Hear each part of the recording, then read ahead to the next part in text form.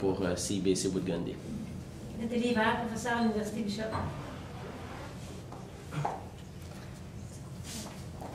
Bonjour, Monsieur Blouin et comité.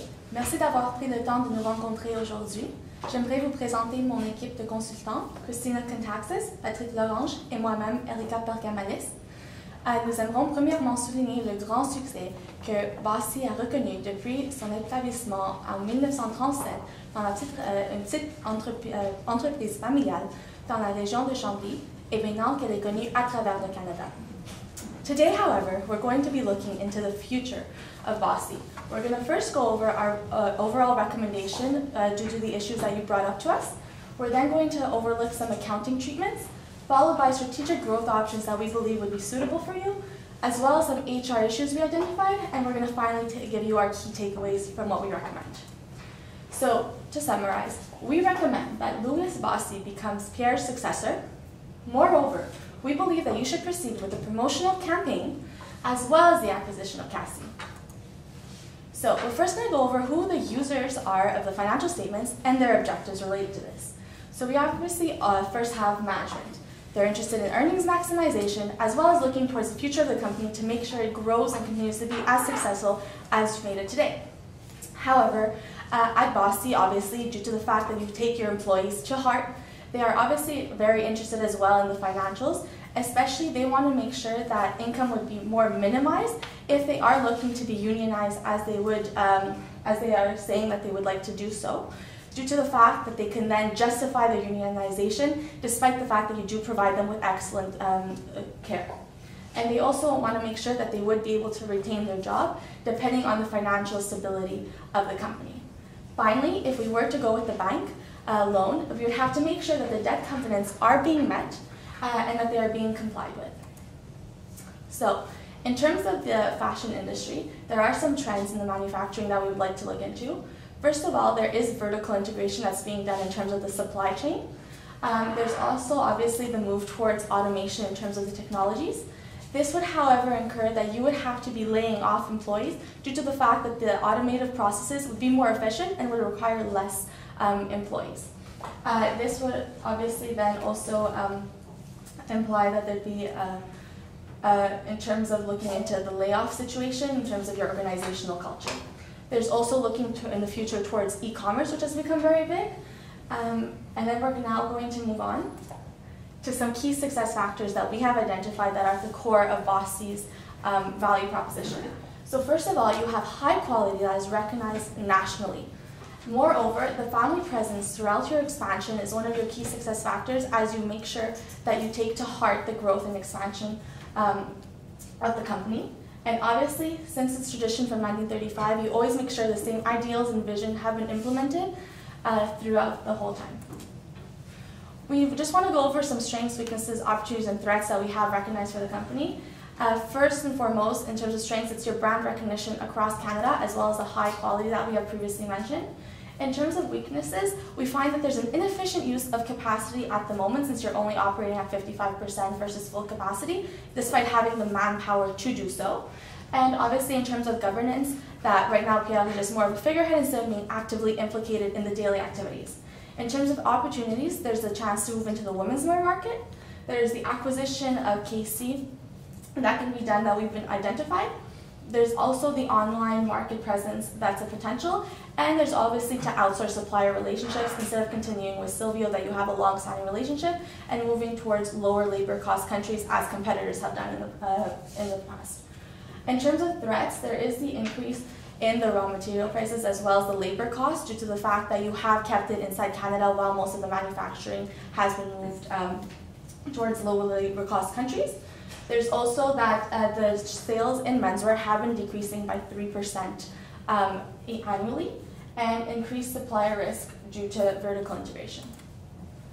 In terms of accounting issues that we identified, the main one is with regards to the lawsuit with the designer from Montreal for stealing their design supposedly. So if lost, there would be a contingent loss of 30% of profits from future as well as retroactive sales. However, after consulting with a lawyer, the lawsuit would be futile, which means that you are most highly likely to be winning it, meaning that there could be a contingent gain to recognize. However, due to the fact an exact amount could not be recognized because no information was given, we cannot recognize a contingent gain since under ASPE we have to be more conservative with what we would be recognizing. However, we could disclose the fact that there is an impending litigation going on inside the financial statements. I will now be passing it on to Patrick. Thank you, Erica.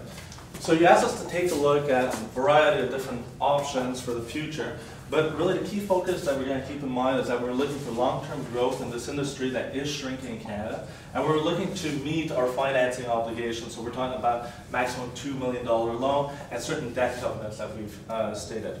So first, when it comes to production, we need to change the machine because we're not able to produce adequately right now. We can either go and repair the old machine, or it was proposed that we could go more towards automation and follow the market. Obviously, the automated project would have a much higher capital inflow at the beginning at $4.3 million. However, it does give us that step that we need to move forward in the future. We'll be able to ensure the quality of the product. We're going to be able to keep up with our competitors in the Southeast internationally. However, then again, we come back to that first concern when it came to employee morale and the layoffs that might happen. Overall, however, notwithstanding the financing considerations, the automation seems to be the best product for us. And the reason I say that, when we look at the net cash, the net present values that we're identifying, when you take it in a 5-year investment horizon like was done by Louis, it comes up to 385 rather than the negative, it was negative $400,000 for the project. However, if you extend your investment horizon by just 1 year, so at T equals 6, you're going to get a break-even point where the automation is actually a lot better because of the increased sales. As right past the 6th year and on in the future, it's going to be much better to go with the automated process if we're able to afford it. So over a longer investment horizon, automated is better. However, that would require another $2.3 million of other financing, and we've assumed here that we cannot go towards external debt financing. So either we go internal, or we could do an equity offering, and that's actually one of the propositions that we might be able to address later in the presentation. So the automation is more of a long-term idea. It doesn't have to be done necessarily this year if we do it. For now, option 1 is still a good option, not quite as good as the automated option. It just won't guarantee you the sustainability of the business to be able to compete internationally in the future. Next, go with the idea of a promotional campaign with the NHL player. We'd be able to finance it. We have up to $2 million on that debt. So that's $1 million. We'd be able to finance it, especially if we choose not to go with project number 2. The accounting treatment for that would be rather simple. It's a marketing advertising expense, so we would expense it in the current year. It would bring down your income for the first year. However, what we see in the slide after this is that your income is going to be significantly higher because of increased sales. We'll get back to it in the backup slides in that case. When it comes to the acquisition in Cassie, the acquisition in Cassie is really an interesting business because of all the potential synergies that we could go and get. If we choose to go and acquire Cassie, this would be the accounting treatment. It would be an acquisition and control. We're going to get over 50%, so we have to use a consolidation method. Basically, you're going to be consolidating all your balance sheets and income statements together with the parent, and you would go and report it just for reporting purposes. We're assuming, because there were no prior transactions from Cassie, that there is no non-controlling interest. We're also assuming no interco transactions. So it actually makes our accounting job a lot easier. And in the future, you're going to have to amortize those fair value increments that I'll point to later, and we have to test the goodwill yearly for impairment. So let's look at the price. Does it make sense to go and acquire? Let's start with the acquisition overview. So we're paying $985,000 for the business. When we take down, just from a strictly accounting point of view, it gives us a goodwill of $178, which seems reasonable, and this is it's close to the market valuation that you would get based on the reported EBITDA, because we're using a 2.42 multiple as stated. However, when we did our pro forma, because we proposed some adjustments, for instance, from those salary savings because of the severance pay, it gives us an EBITDA that's actually much higher at 1661, which gives us a price differential of 676. So overall, it actually does look like a good deal for Boston. If we were to pursue with the acquisition, this would be your consolidated balance sheet. As you see, the account is rather simple, and what it's going to give, it's mostly when it comes to the ratios. So we'll go quickly here. It gives you higher net income, obviously, for reporting purposes. But when it comes to the ratios, which we'll take later on, we'll be able to really go and reach those targets that we had set for ourselves for the debt, but also that 6% growth over the next few years. How do we finance a transaction? We currently assume, because we have the cash on hand, we could do 100% internal financing. Or, because we have that $2 million loan, it might actually be a smarter idea to go out and use the rest of that external debt balance to go and finance the acquisition at $985,000 at 6%.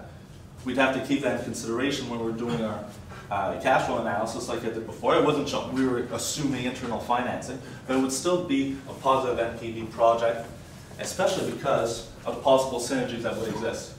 We're talking about existing retail locations. We're really diversifying our business. We're going towards that untapped market of women's wear that we have touched on before by Erica. We could go, because it's a local business, the consolidation would be actually seamless. Right here, Montreal, Quebec, Sherbrooke, it's Quebec, it stays a small business, and we're able to still get that very high-end quality value from it. And most importantly and interestingly, the promotional campaign that we suggested you attempt with the NHL hockey player would also apply to women's wear, and therefore would also apply to Cassie's products. Overall, it's a good idea to go with a transaction. So, let's have a look at the ratios. You asked us to look at 3 ratios. So the net profit margin that we want to increase to 10% by 2016, the debt ratio that we want to keep for our debt that we want to keep at 60%, the current ratio of 125%. As we see here, the only feasible projects when you take them individually would be option 2 and the promotional project that would be able to net you those higher sales that you need to go and get your higher net profit margin. The other projects on their own will not let you achieve the growth that you're looking for of 10% by 2016. So, option 2 and promotion. So what we recommend, you go out, take that $2 million bank loan that you have access to. You'll still be meeting all the covenants that were required. Pursue the advertising campaign and purchase Cassie at the stated price, because at $985,000, it is a good deal. With that said, I'll pass it on to Christine, who's going to take over with the HR issues. Thank you, Patrick. So we've looked at the accounting issues and we've looked at the acquisition, but we've also noted that there are a few HR issues that we should mention to you. So first of all, you are operating at 55% of full capacity. However, you have the manpower to operate at full capacity. So this would mean that there's a disproportionate amount of employees to the amount of work that they have to be done.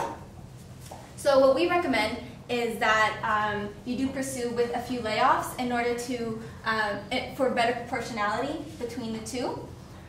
In terms of employee morale, it's already a little low because they were considering unionizing. However, by implementing more layoffs, it may lower the morale a little more. However, on the positive side, in terms of net income, what this means for you, net income is currently low, below your expectations. However, by implementing these layoffs, your payroll expenses will be decreased, and that would thus increase your net income, which is in fact in line with your management objectives. Next, we wanted to address the problem of union rumors. So you currently believe that you're providing good working conditions, and we strongly believe that as well. You pay your employees higher salaries than the market average. However, your employees are still unsatisfied because they want to unionize.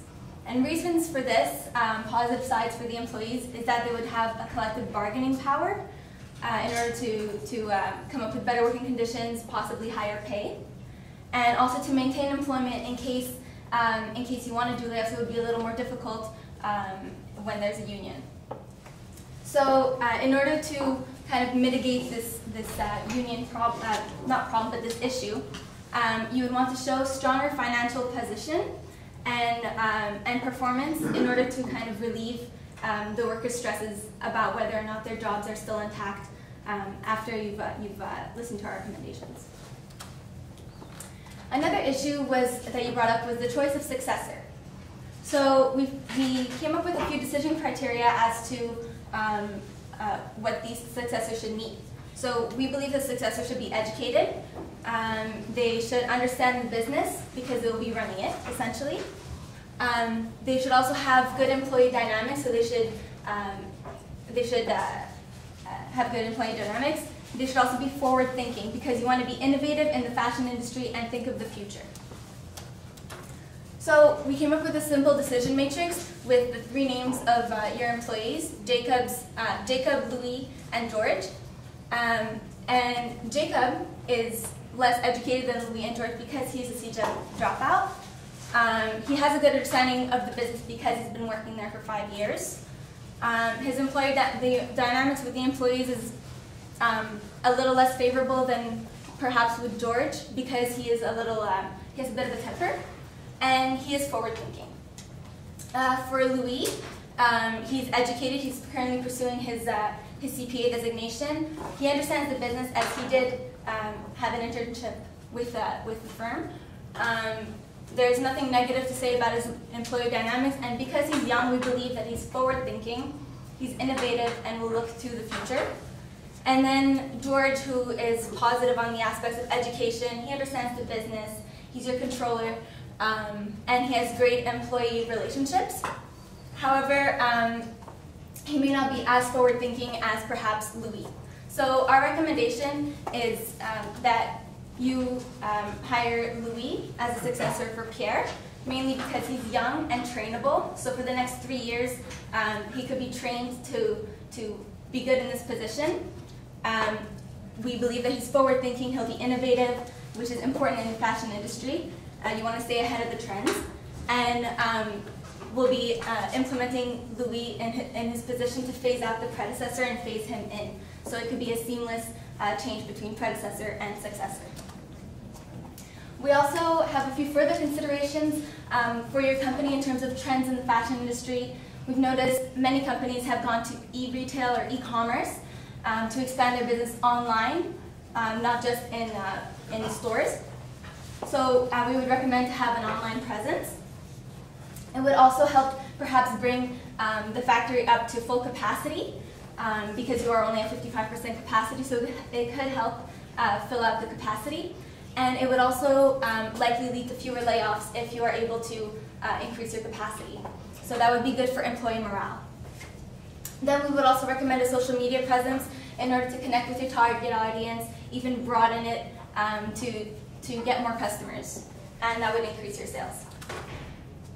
So our final recommendation in terms of HR issues would be that Louis becomes a successor, also to disclose the lawsuit, and to have possible layoffs. However, there are ethical considerations with regards to layoffs.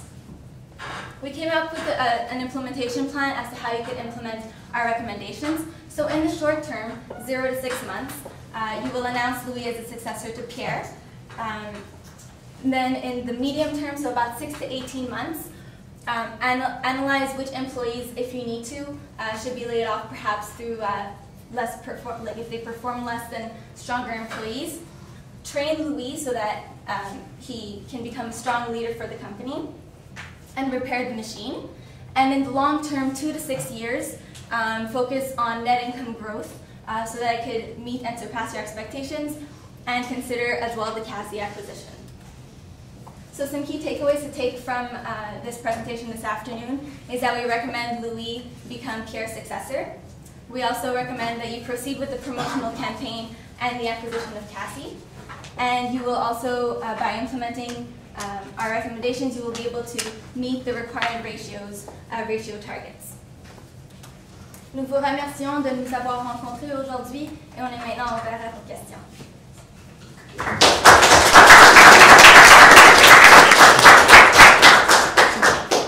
First thing I just want to look with you is about your net present value. Did you consider the amortization yet or